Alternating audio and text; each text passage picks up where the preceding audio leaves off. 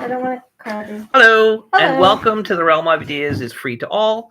This is the preview for episode 51, Artifice and Imitation, the necessity of the true artist to pursue authenticity.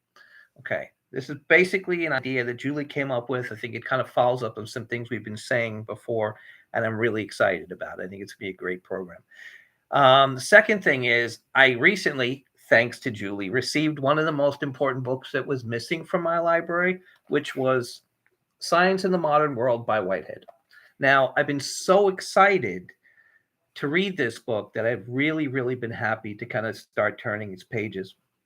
And I'm actually going to kind of entice you guys with a tease, which I'll read a piece of. I usually read a portion and then I read the full piece on Sunday. He does. And I'm going to do this here, but I'm going to be much more teasing in the way that I'm going to be introducing it. One of the things that will always get my interest is when people use the term genius. I was accused this week by someone of kind of like, what? Do you kind of feel as if you need to follow along in the footsteps of genius, as if somehow, I was like, yeah. I mean, yeah. So anyway, in his contents, let's see, it's chapter 3, the century of genius, and he refers to the 17th century between 1600 and 1699. And the first is the origins of modern science. Chapter 2 is mathematics as an element in the history of thought. Chapter 3, the century of genius. And I'm going to tease you with the actual paragraph, with the piece I'm going to read. I'll read more of it. But given the nature of his admiration for the 17th century and the century of genius, as he calls it, he basically makes a statement, which is what he feels is important about a quotation that I will read to you on Sunday. If you have the book, if you have Whitehead's book, Science in the Modern World, you want to look it up. Very hard to find. Yeah, FYI. true. Yeah. Anyway, this is the quote. This is his introduction to the quotation he's going to read by Francis Bacon. My discussion of the epoch will be best introduced by a quotation from Francis Bacon, which forms the opening of section or century of his natural history. I mean, his Silva Civarum. We are told in the contemporary memoir by his chaplain, Dr. Raleigh, that this work was composed in the last 5 years of his life, so it must be dated between 1620 and 1626. The quotation runs thus, and begins with, it is certain that all bodies whatsoever, though they have no sense, yet they have perception. For when one body is applied to another, there is a kind of election to embrace that which is agreeable and to exclude or expel that which is ingrate.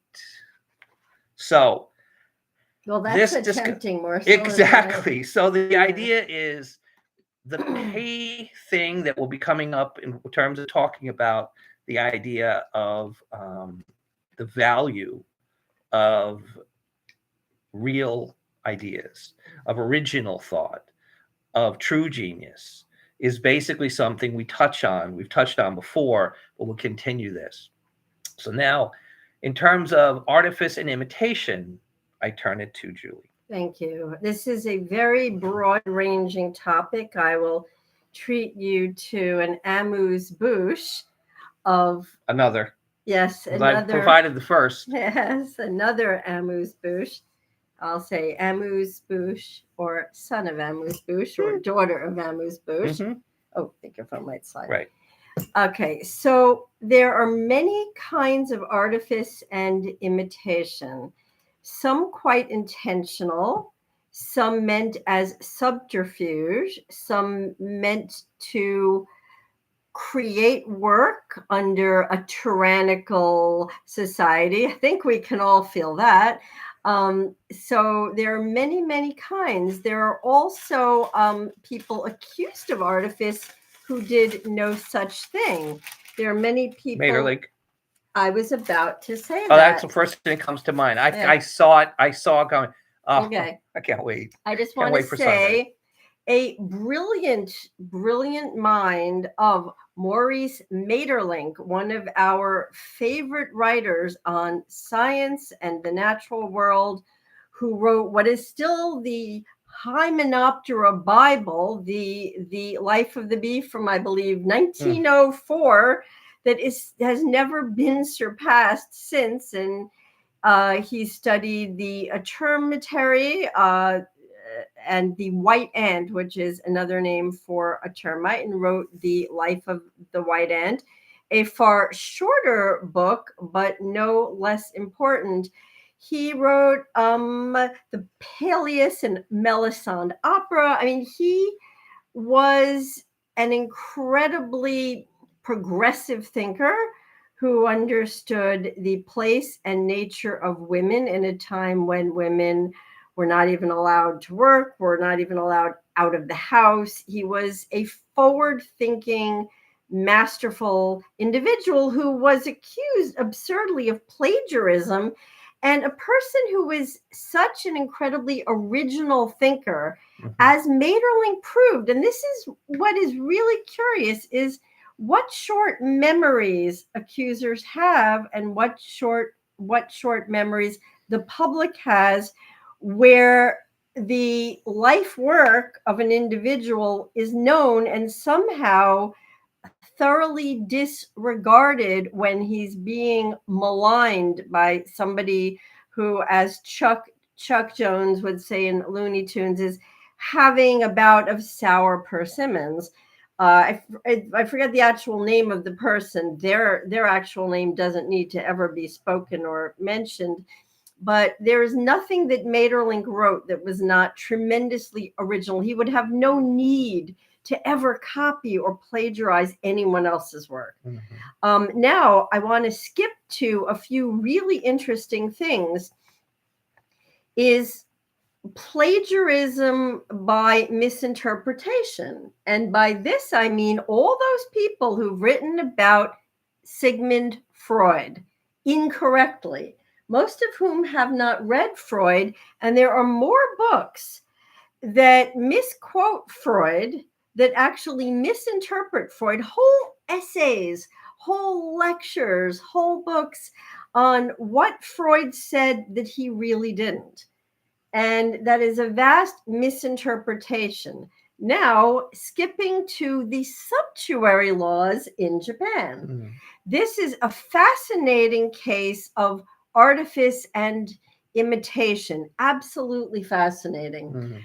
In a time when one could not flaunt or show one's higher station in the noble classes of Japan, and there was a movement, very militant, to move towards, which I think was really great, the merchant classes, the working classes, the many, many artisans. So one could not walk around on the street flaunting their wealth.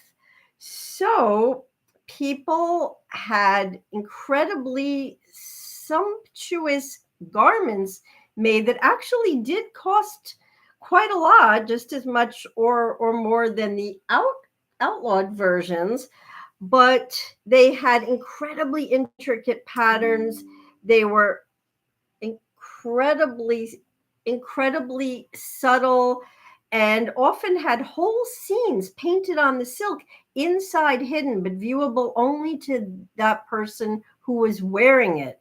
Only they knew. And the inrows, or the medicine cases they carried on their sash or obi, also were spurned. They were very expensive. They were made of lacquer. Everyone knew how much, lacquer costs. Incredibly beautiful, incredibly, labor intensive. They were made to look like wood. They were made to look very commonplace, wood that had been eaten by insects. So this was a case of artifice and imitation to elude the authorities and the condemning, of your fellow citizens. So would you like to?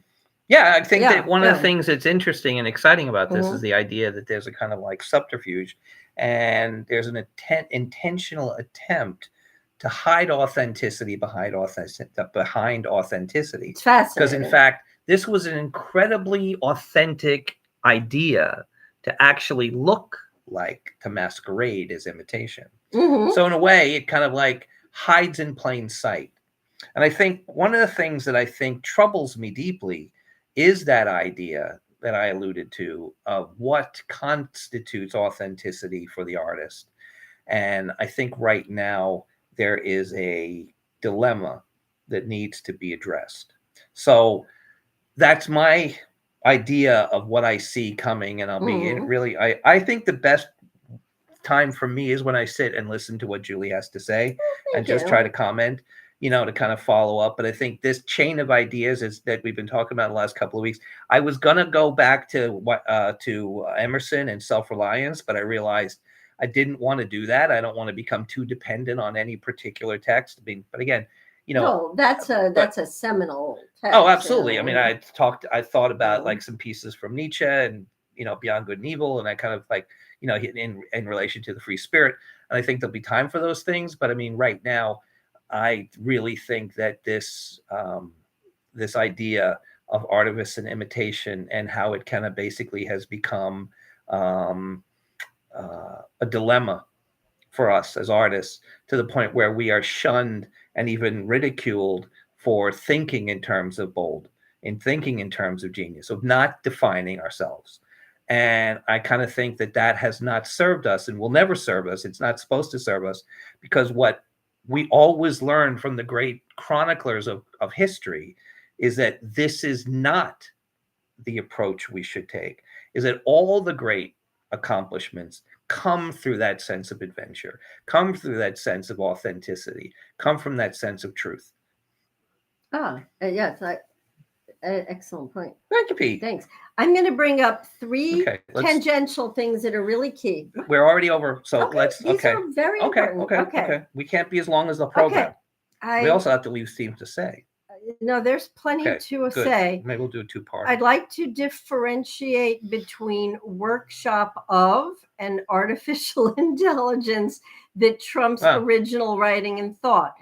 The workshop of Rembrandt, the workshop of Van Dyck, the workshop of Velasquez, all these people had apprentices, the interns of today, they had people that they were training. It was widely known that you would buy or collect a painting from the workshop of a grand master, and he might or might not have had a hand. He might have done the very difficult parts of the face. The background might have been finished by an acolyte.